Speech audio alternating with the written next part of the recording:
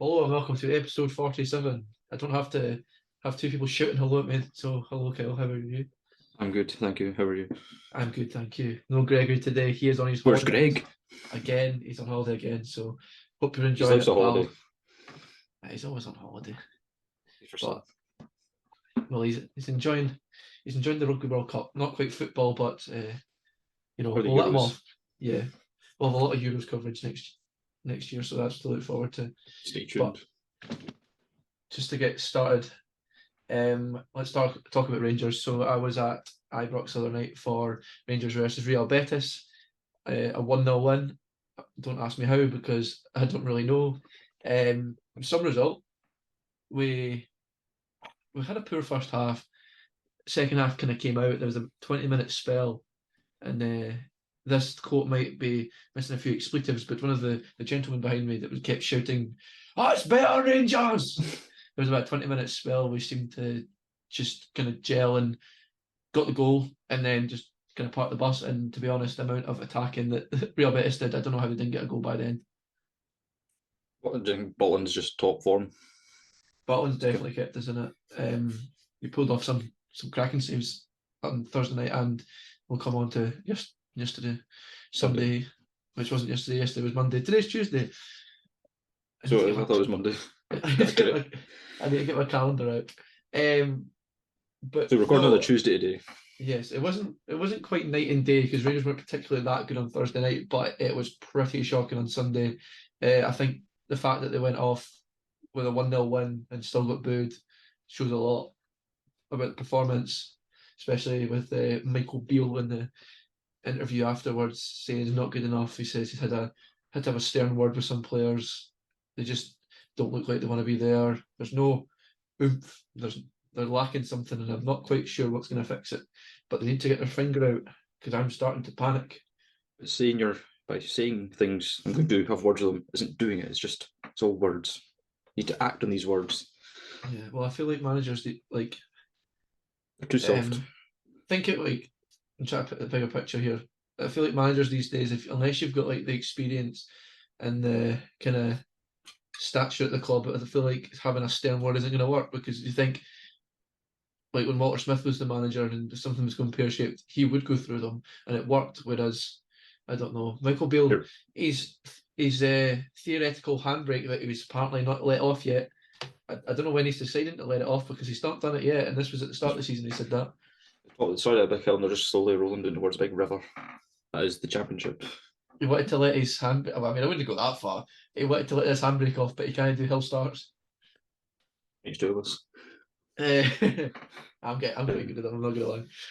Same as your Alex Ferguson's back in the day. He was the hairdryer treatment was his bloody bread and butter. Yeah, And I there mean, you've got Ten Hags or feet of Jane Sancho. I don't, I don't recommend launching a football boot across the room at David Beckham, kind of that type of treatment. But I think there is a. If they're being poxy wee brats, then maybe, but I just, I don't know what the issue is. Something's not clicking, and the amount of money that they've spent. But at the same time, people are saying, "Oh, Dessers." Greg loves slating Dessers. Dessers has cost what was it, 4.5 million? I could be wrong there. It's in that kind of ballpark figure. decent money for a Scottish football. Yeah, but he's not. It's at the same time, it's decent money for Scotland, but in any other league, they're spending over that. And let's be honest, he's not gonna come in and bang in like 40 goals like Haaland or however many he got last season. Probably will be 40 this season. But I think the argument is we're a big team of Rangers. They need to come in and hit the ground running. they do, I agree, they do. But For at the they same brought in time, what 4 or 5, and they won it. He scored. does it always happen? No, but it's one of these things. I was hearing folk behind me shouting they wanted Morelos back, but I was like, you need to move on, mate. You need to move on. I think he did hit the ground running. That's why. Yeah, to be fair, but Was but then consistent. he was close to leaving early on in his career at Rangers because the constant red cards and the constant media attention. Well, he's got to leave every summer.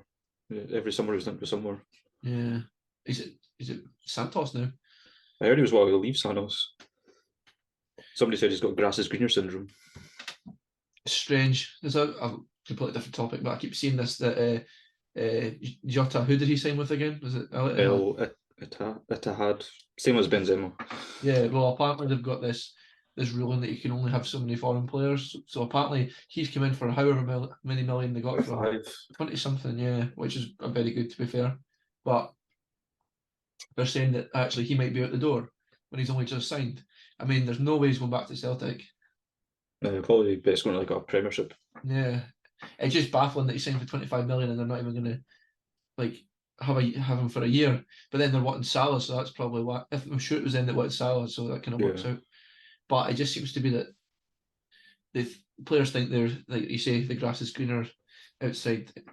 But let's be honest, they get there and it's brewing. Yeah, might be better money, but you're not going to get much better than Rangers and Celtic. But not for an absolute tangent there, because I was talking about Michael Beale. I don't know. I don't think he's got much longer left the way they're going. But it's weird saying that after we won on Sunday because it was 1-0 and it was a deflection, to be honest. Fair enough. The shot was on target from Matondo and it hit off Dessers and went in, and we'll take it, you know what I mean? But at the same time, and also another injury crisis. Sorry, I don't know why I'm waving this pencil about. Michael Beale, Matondo's out for 6 weeks. You got Lawrence, who only just came back, who I was excited to see actually show his potential. He got injured on Thursday night. Then Sunday afternoon, Matondo's got injured. Cantwell's still out. I think Raskin might still be out. I don't remember seeing him on Thursday. Nah, he wasn't playing. There's more than that, I'm sure. Is there not, or is he just... No, he came on. Right, so riddle me this one. So Matondo goes down injured. So bearing in mind, obviously, he was playing on the wing. And John Suter comes on. And everyone in the stadium's like, what? So what he did was he swapped the three at the back. Voice put there. And put Taverner front. I would have put Taverner like midfield or something. I don't really like Greg, so I'm just going to leave that in. No, he put Taven, Barisic as wing backs and played Davies, Goldson, and Barisic. Davies, Goldson, and Suter at the back. But it was just baffling at the time that Matondo went off and Suter came on. Yeah. It was just one of those like need more goals. He was solid when he came on, big soapy, but yeah, you'd have thought in a position where we were only 1-0 up that they would have fired on a more attacking player. Notable substitution was Bailey Rice came on. I think he could have came on earlier personally. Didn't really get much to do. Our main issue right now is actually just it's simple things like get the ball in the midfield. They try and put a pass through. The passes that aren't backwards, because that's the main gripe of the Rangers fans. The passes that aren't backwards just go straight to the midfielders or the defenders' feet. It's like inconsistent passing. It's like complacency. It's simple things that maybe taken for granted over the last few seasons. There's no passer. Kind of like you don't have a good passer. You had Hadji, who's been exiled to Spain. Gone. Yeah, you're right. Deportivo or something. Somebody did compare him with Hadji, but I can't remember who the hell it was.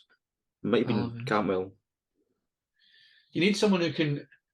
The ball gets fired at him and he just pings them out left wing. One thing I've noticed actually, I'm getting quite tactical now. The sleeves are going up. So especially with Betis, they were getting the ball to the midfield, and I don't know who it was. Isco was playing. It might have been Isco. They were firing the ball out to the wings. So obviously Barisic and Tavernier are very much they push on, and then obviously they're quite slow to get back at times. So they were just firing balls over the top of it, and that kind of angle where they're cutting in between the centre backs and the diagonal wide backs, yeah. And then or directly over the top. It just kind of struggling with it because the positioning kind of struggles at times. So that was my tactical analysis for this week. Yeah. Do you think Beale should go? It depends. You can't sack him if there's nobody better you can steal. And who is there really available? Who's worth their salt? I'll keep saying Graham Potter, but I'm not too sure, to be honest. I don't know if he's going to be the right man. He would stay for a bit of season, win the league, then piss off back to England. Probably. A better job. Rodgers, almost like. Yeah, but now Rodgers is back. You can steal a manager from like Aberdeen or Summit, but it doesn't always work that way. Yeah. Because they play hardball. I'm coming back to what I said when we did our transfer thing in the summer. Like, Shanklin was a proven goal scorer in that league. Spent a few million on him. I think he'd have been a better signing. Or Duke. I've always said Duke would be an alright one. Duke. He's a bit younger, so it'd cost me a bit. it's good that Roof's back in the team. I mean, I would have started Roof on Sunday personally, but it's good to see him actually having a run. And I like when he gets subbed on or subbed off, or he goes Roof, Roof, Roof, Roof.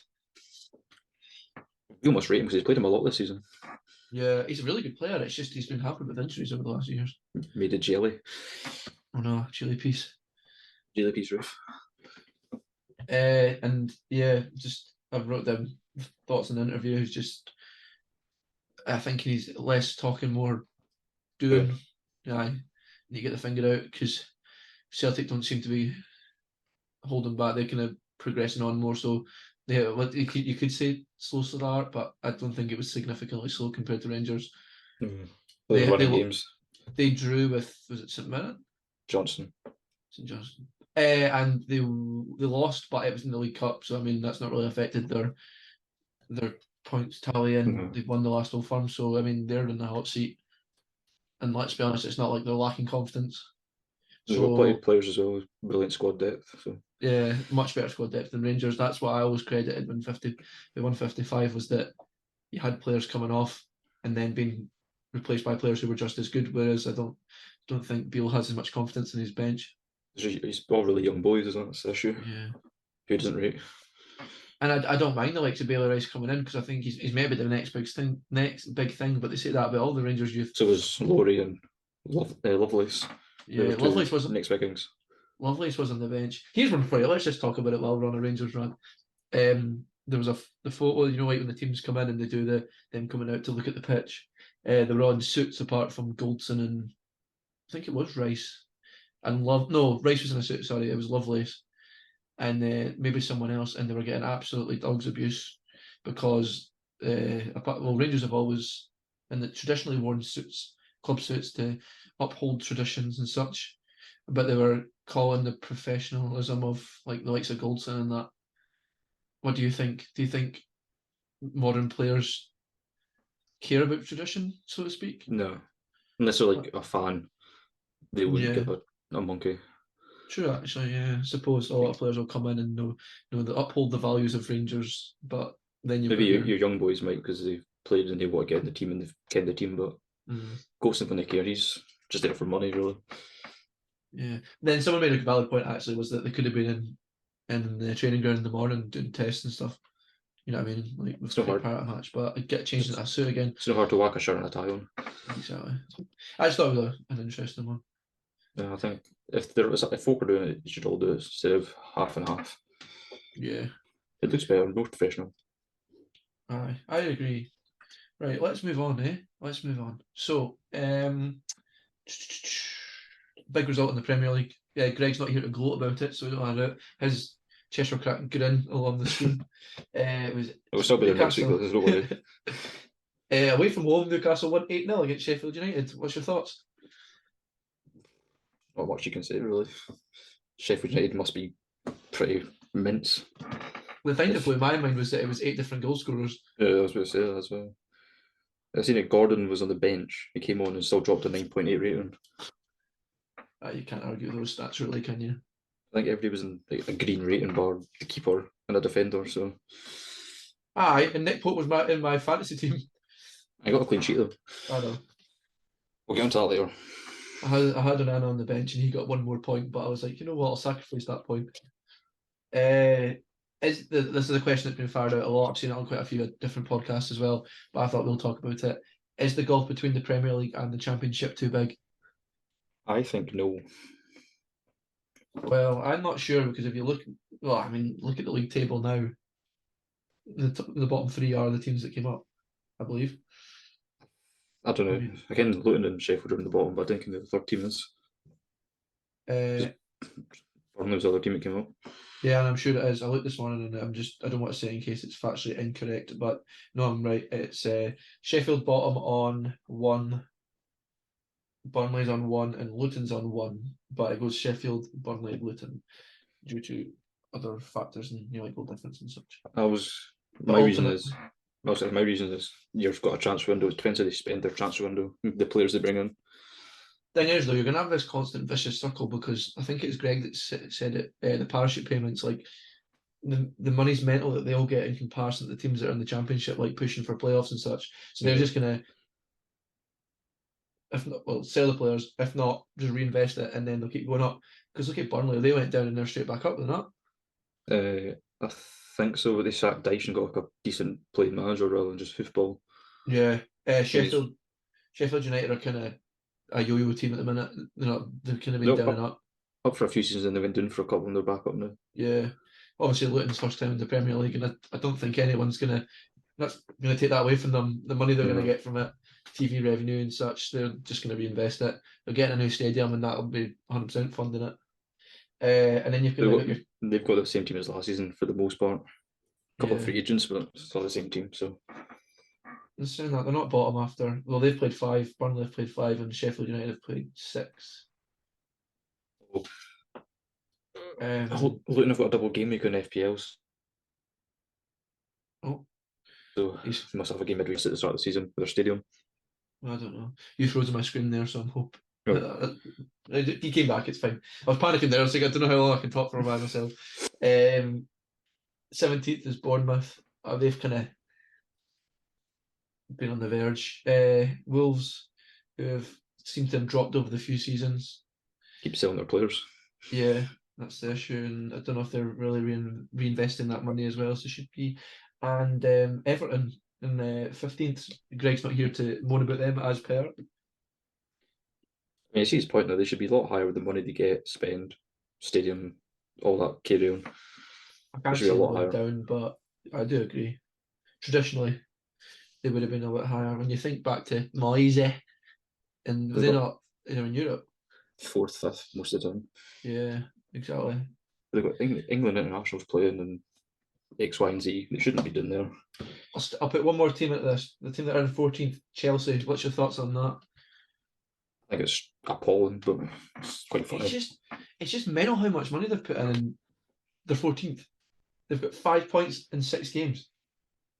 Yeah, for a team that won the Champions League, how many seasons ago? 2, 3.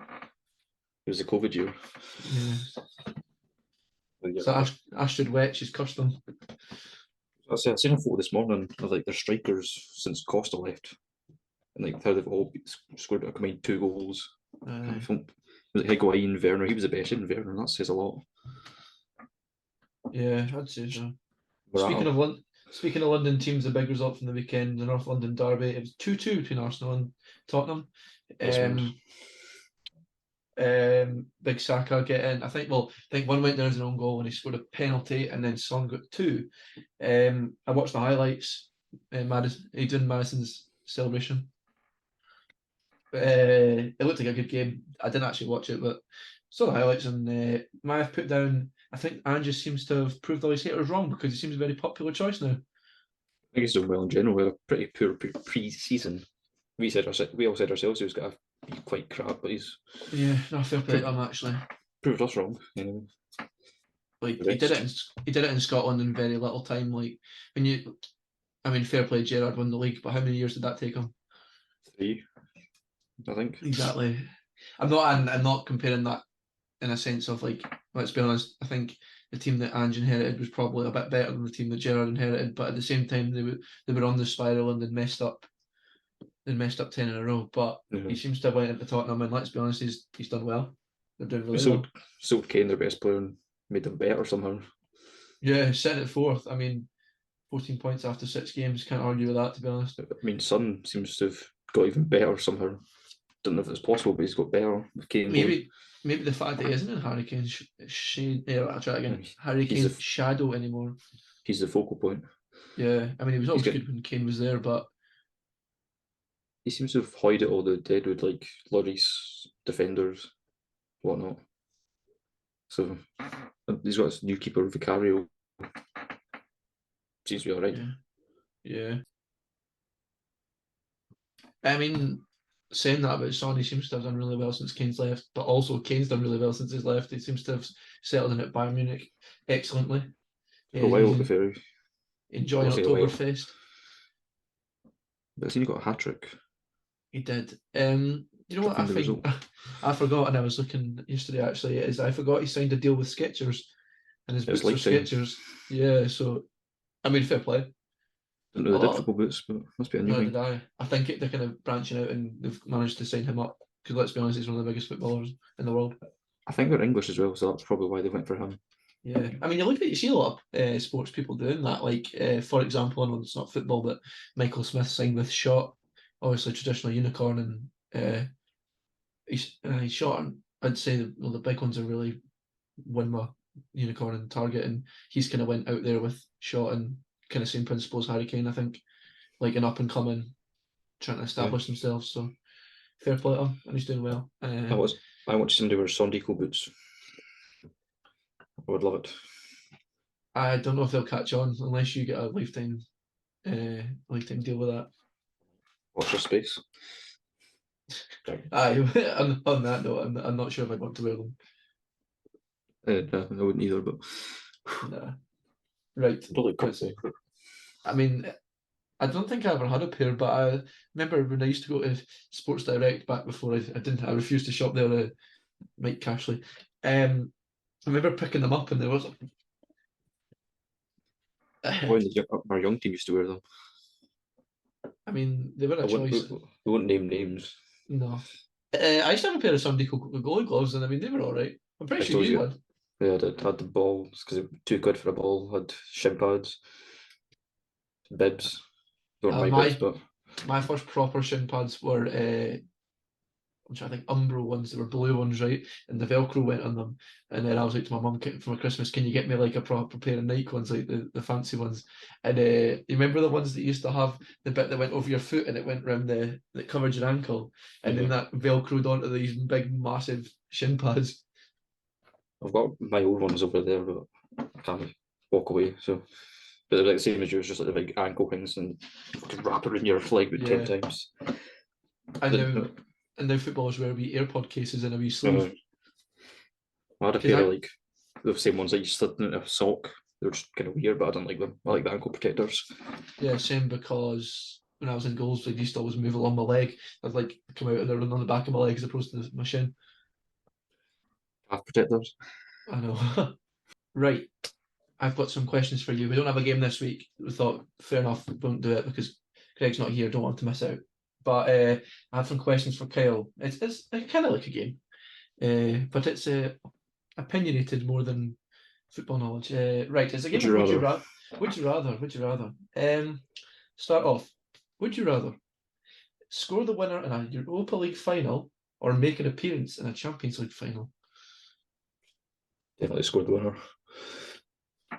See, that's what I thought first when I read them, and then thought, but imagine being in the Champions League and then winning it. So there's no guarantee you win it. It's just an appearance.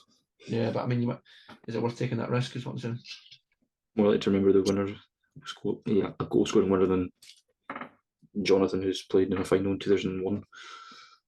True, but at the same time, folk don't really remember Europa League finals as much as I do. But right, you got the medal. I won that. Yeah, true. Or you got the I came runner-up in the Champions League. John Terry's crying cheers. Your answers in the comments, though. Yes, I want everyone to answer these if you don't agree. Would you rather sign for Bayern Munich or sign for Borussia Dortmund? I prefer Dortmund, but I'd probably rather sign for Bayern because you're guaranteed titles and whatnot. I mean, kind of fan base wise, probably Dortmund, but I think in terms of if you want to win, Bayern would be your best bet. The Champions League consistently. Yeah, Dortmund kind of seem to go at that in terms of Europe. I think they always tend to get in, but they always drop out third or fourth. Well, Rangers put them out and beat them convincingly at Signal Iduna Park in their Europa League final run. Right. Would you rather be a deep line playmaker like Pirlo or play in the number 10 role like Ozil? Well, personally, I would rather play Pirlo, but that's because I can't shoot for anything or play attacking. I'd say in terms of fives, I'm better in the number 10 role. Depends though. Depends how I'm feeling, because I can put a few decent passes in, but at the same time, I'm not very good at making those kind of interceptions in the midfield. See, I'm not I can't attack. Just kind of linger. Depends. I can score about like 2 out of 10. I'd still rather play number 10 though. You'd rather I play mean, I don't know who's made this one up. I've just taken it all from this. But who would you rather play under Jose Mourinho or play under Louis Van Gaal? Ollie Van Gaal. Or play under Marvin Bartley? Van Gaal. I still rather play under Mourinho, I think. Van Gaal, zombie. Mike, they had the what's it called? Oh, notice board. No, the clipboard. That's what I'm thinking. No, the big notice, but the clipboard. Mine, is he not holding it and he pretending to fall over when someone arrived? Would you rather score a hat trick but lose the game or win the game without scoring? Hat trick. I think I'd rather just win the game, get the points for the team, win team player.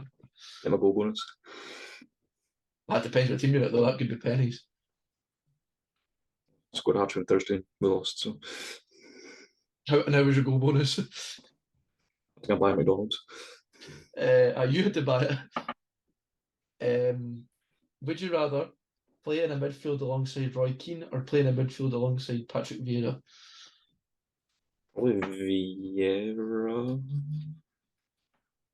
Well, I'd say Vieira as well. I mean, he can do the hard work, and I'll just sit back and feed the ball on him.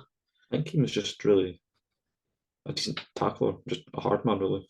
Yeah, I think he had a good physical presence. I mean, he's a bit before our time. So was Vieira before. Yeah. That's because he played for Celtic as well. And that. Last one, right? This is an interesting one. Get this in the comments. Answer me. Would you rather your club win the Champions League or your country win the World Cup? No, for me, it'd be Scotland win the World Cup. But who are you classing as your team? What about, like, for example, Queens?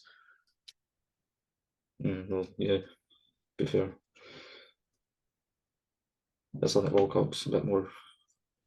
It happens every 4 years. It's a bit more prestigious. Yeah, there's things with both. I can't really make up my mind because obviously I'd love Rangers to win the Champions League, but at the same time, I'd love Scotland to win the World Cup. I'm going based on the fact it's every 4 years. So yeah, that's an interesting one. Get it down below in the answers. And your teams. Yes. Specify that. Right, we're going to go on to predictions. We're going to give us a score update next week because I forgot to add all the points up and Greg's got the chart. So we'll do our score update next week, but I'm pretty sure Greg's still in the lead. We start off with Kyle's predictions this week. And we start off in the Scottish Premier League with Hibernian at home to Dundee. I've got no stats, so we're just going in. Into the deep end. Yeah, right. Greg has put a Hibs win, and I'm also going Hibs. Teams 3. Right, I'm writing this down, old school. Going to the Championship, Greenock Morton playing Airdrieonians at Capel. Greg has put a draw. I'm going Morton. I just said the Airdrieonian boys.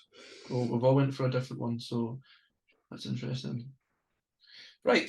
The game that me and Kyle are attending in the Scottish League One, it is Kelty Harps at home to Queen of the South.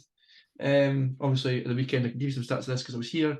Queens were rotten at home to Hamilton. 2-1 loss.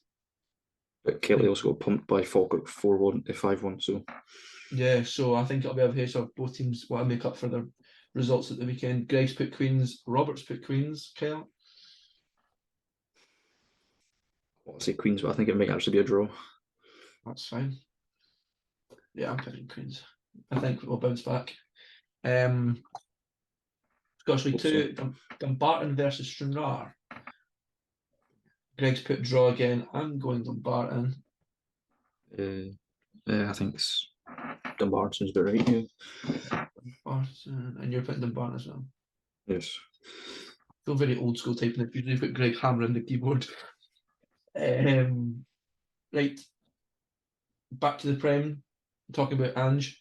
It's Spurs playing Liverpool in the late kickoff. Greg's put another draw.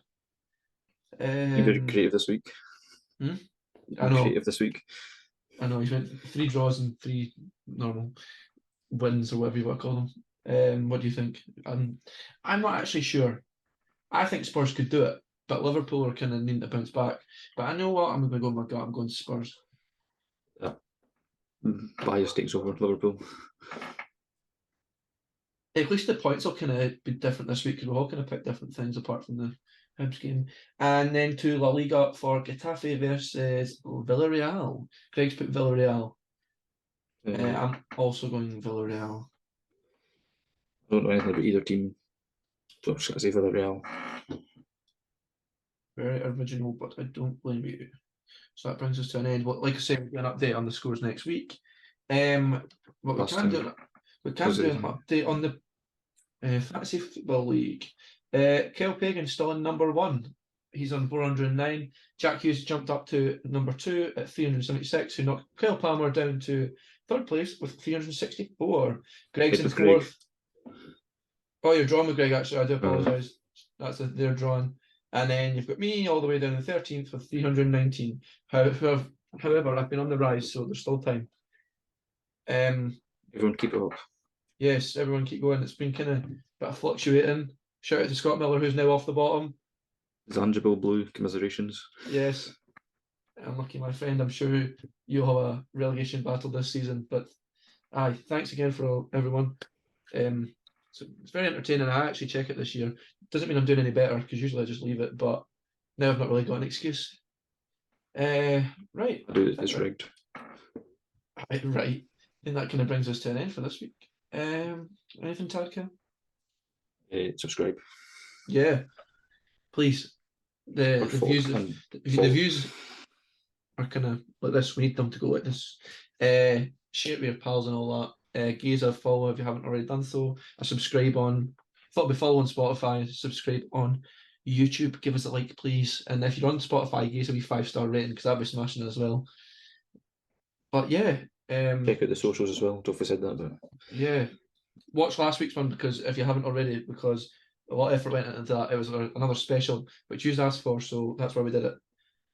But yes. Any ideas for more specials? Give us a shout. We've obviously got our nearly got our whole year worth of episodes, like year on coming up, so that would be interesting to do a special one. So yeah, I'm going to add Eyes Peeled on mainly Instagram for some stories from Saturday. Kelly away. Yes, we're doing Kelly away. And we're boozing, so I'm boozing. I need to behave myself. We'll see. I'll probably have a wee swally. Keep your eyes peeled for some interesting, funny stories. Yes. Also, actually, keep your eyes peeled. Keep your eyes peeled to a degree, but just look back on what's already been posted because Greg's going to San Siro tomorrow night, and we will be posting that on the socials because he's very excited, and I don't blame him. So we'll put that on the socials. So by the time this is up and you're watching or listening, it will be on social media. So yeah, give that a like as well. Thank you very much. We'll see you later. Godspeed.